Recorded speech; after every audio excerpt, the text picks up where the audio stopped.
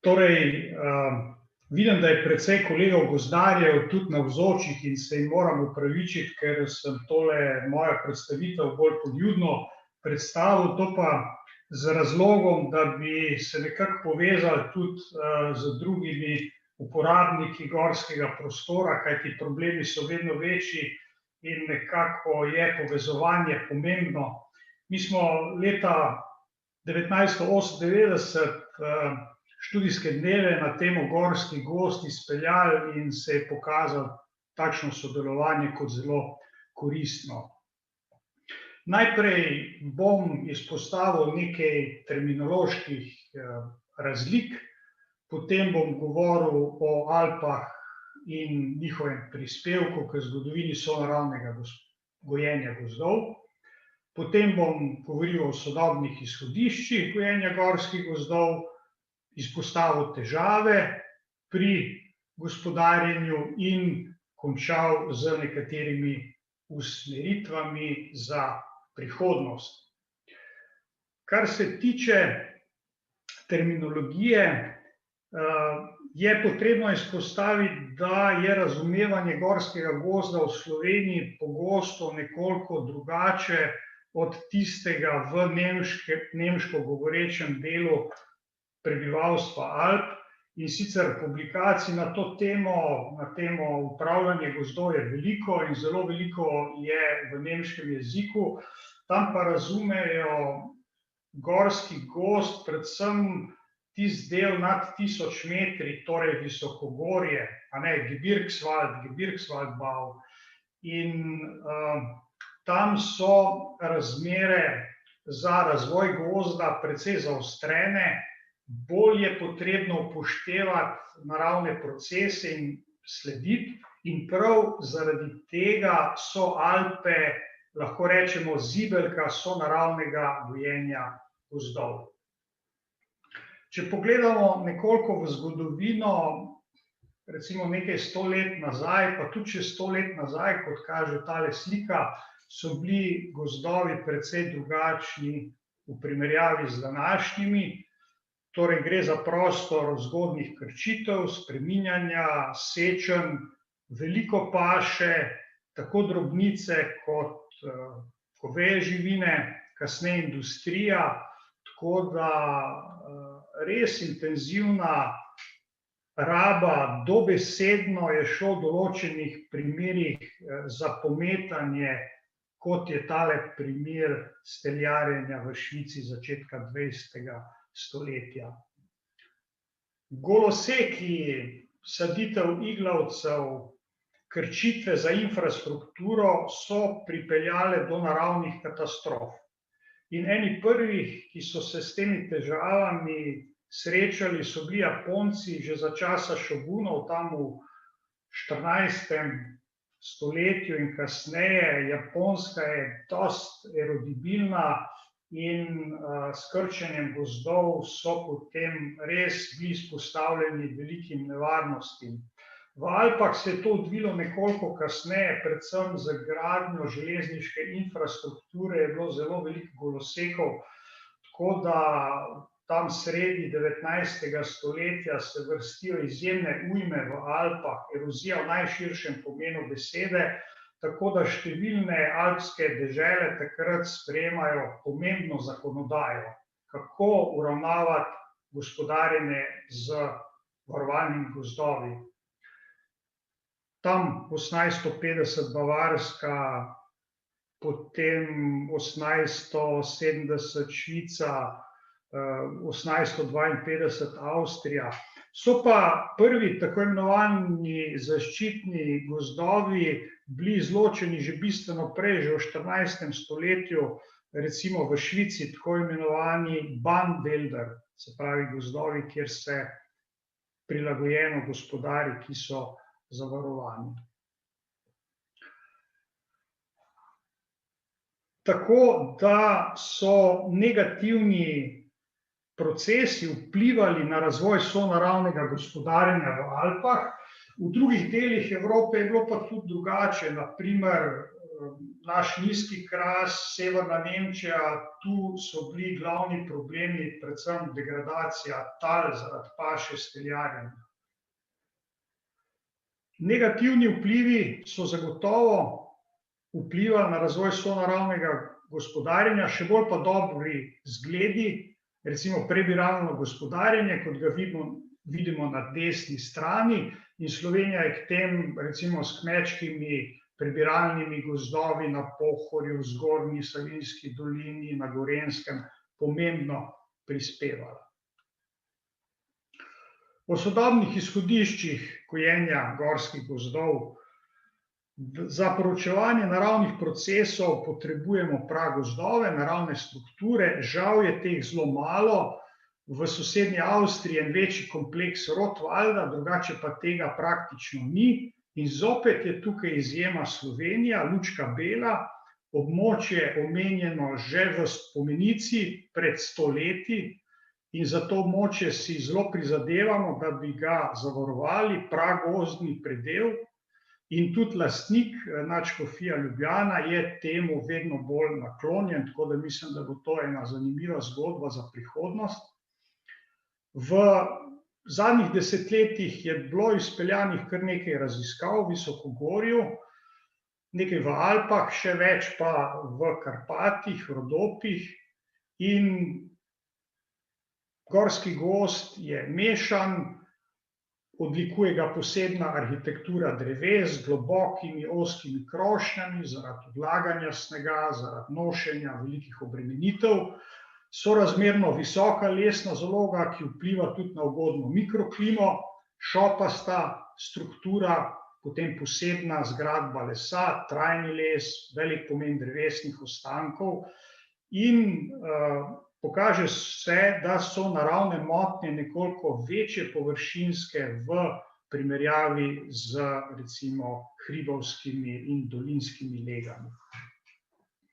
Tako da gospodarjenje mora upoštevati vse te procese, hkrati pa tudi mora biti prilagojeno ekologiji drevesnih vrst. In pri nas imamo tudi v Visokogorju precej sencovzdržnih vrst, recimo buk jelka, pa tudi smreka je mogoče polsvetloljubna, pa potem tudi naše polsvetloljubne vrste zdržijo precej sence v mladosti, recimo gorski javor, jerebika, in to pomeni, da je gospodarjenje postopno, v smislu skupinsko postopnega gospodarjenja, ne potrebujemo nekih strašno velikih vrzeli, celo prebiralno lahko gospodarimo v visokogorskem gozdu, in to je zelo ugodno z vidika varovalne funkcije, o kateri je kolega Kobal prej govoril. Tu je primerjava dveh načinov gospodarjenja. Prvo je konvencionalno, ki v svetu prevladuje, takega je praktično 99%, goloseki in saditev. V Evropi je takega gospodarjenja 3/4, v Sloveniji pa praktično je vse gospodarjenje sonaravno. V Evropi je sonaravnega samo 1/4. Tako da mislim, da tu smo na nek način na pravi poti in da to razliko moramo vedno nekako tudi širše imeti pred očmi. V nadaljevanju še nekaj o težavah. Gospodarjenje v Visokogorju je zahtevno zaradi terena, zaradi manj infrastrukture, manj cest, kratke sezone, manjše rastnosti, dostikrat so tudi nasprotja med funkcijami. Imamo težave s pašo, s premočnim objedanjem, predvsem listavce bi morali pospeševati in jelko, sem jo že omenjal, pa je zelo težko ob teh gostotah divjadi. Potem imamo veliko enomernih gozdov, ki so tudi posledica zaraščanja, pa tudi pospeševanja takšnih bolj enomernih gozdov, in za varovalno funkcijo so gozdovi, kot jih vidimo tukaj, zgoraj desno, pomembni.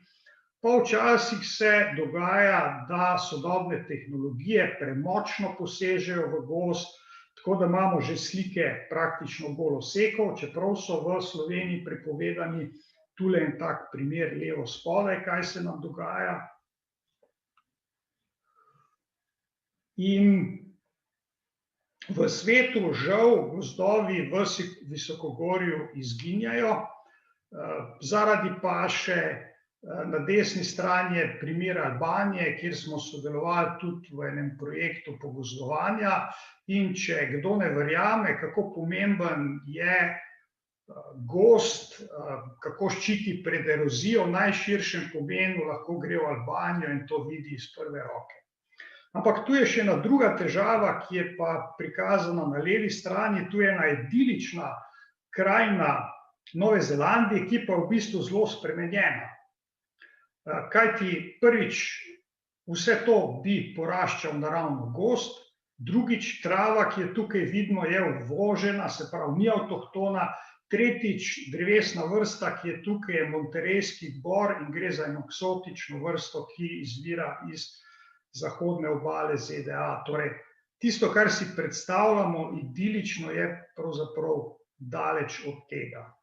Potem je pa še ena druga težava, ki je pa mogoče bolj skrita v čem, ker ne gre za spremembo rabe tal, ampak gre samo za spremembo vrste gozda iz naravnega v nasad hitro rastočih vrst, tukaj gre za evkaliptus ali pa monterejski bor, in žalostno pri vsem tem skupaj je, da je vse to še FSC certificirano.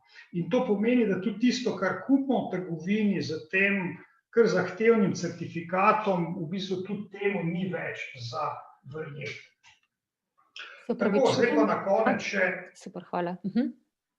Ja, zdaj počasi zaključujem, še nekaj usmeritev.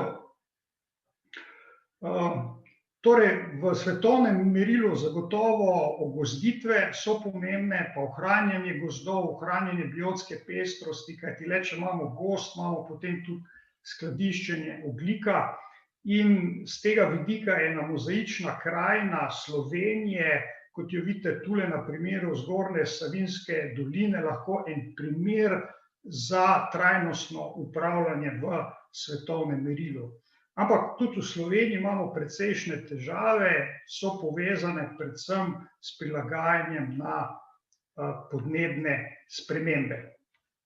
In tu bi najprej izpostavil tisto, kar je že Milan nakazal, in sicer potrebno je najprej razmejiti varovalne gozdove, kjer je potrebno ukrepati, torej zaščitne gozdove, ki varujejo, in tiste brez ukrepanja, se pravi, kjer niti ne moremo zraven, da bi ukrepali, niti ni smiselno ukrepati.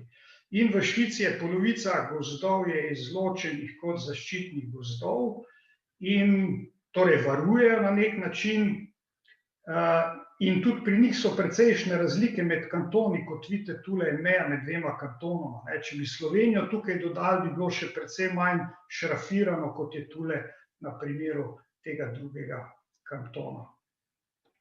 Potem naravovarstveni nadzor. Mislim, da to, kar se nam dogaja v Sloveniji, je res nekako iz nadzora nam ušlo, in tule je na naši raziskovalni ploskvi na Pahernikovih gozdovih, kjer pravzaprav raste rezonančna hlodovina, in tle se nam pač tudi po 15-16 motokrosistov zapelje skozi te objekte. Posledice so pa tudi take, kot jih vidite tukaj na desni strani. Tako da mislim, da s skupnimi močmi moramo ta problem nekako izpostaviti in ga tudi rešiti, tako kot je rešen recimo v Italiji ali pa v Avstriji, pa recimo Nemčiji. Tudi v gozdarstvu nastaja erozija, zato je potrebna previdnost pri subvencijah za mehanizacijo in gradnjo cestnih vlak. To mora biti zelo načrtovano. In zelo pomembno je vzdrževanje cestnih vlak z odvodnjavanjem. Če to izpeljemo, potem je težav z erozijo bistveno manj. Potem je še en kompleks problemov v povezavi s sanitarno sečno. Če je recimo renta negativna, potem je smiselno en del substance pustiti v gozdu, če ni problem lubada, recimo, če so to listavci. Tudi saditev ni vedno potrebna, veliko lahko izpeljemo s kasnejšo nego. No, in tu je pa tisto, s čimer bi res zaključil. Mislim, da je eden velikih problemov alpskega gozda, da se opušča redno gospodarjenje in nega. In na tak način imamo zvezane roke, niti ne moremo gozda spreminjati v eno boljše stanje iz zatečenega. Tako da bo potrebno izboljšati sistem subvencij, ki je trenutno zelo administrativno zahteven v Sloveniji, in tudi nekako jasno sporočilo mora biti, da gozd ni več v vsakem primeru banka. Če imamo neko ogroženo smrekovo monokulturo, je tveganje, da se bo nekaj zgodilo, zelo veliko. In še zadnja slika kot predstavitev ciljnega stanja, torej aktivno gospodarjeni gozdovi, mešani, raznomerni, pomenijo sorazmerno malo vlaganj, so odpornejši in po ujmah se tudi hitreje povrnejo v prvotno stanje. Hvala lepa.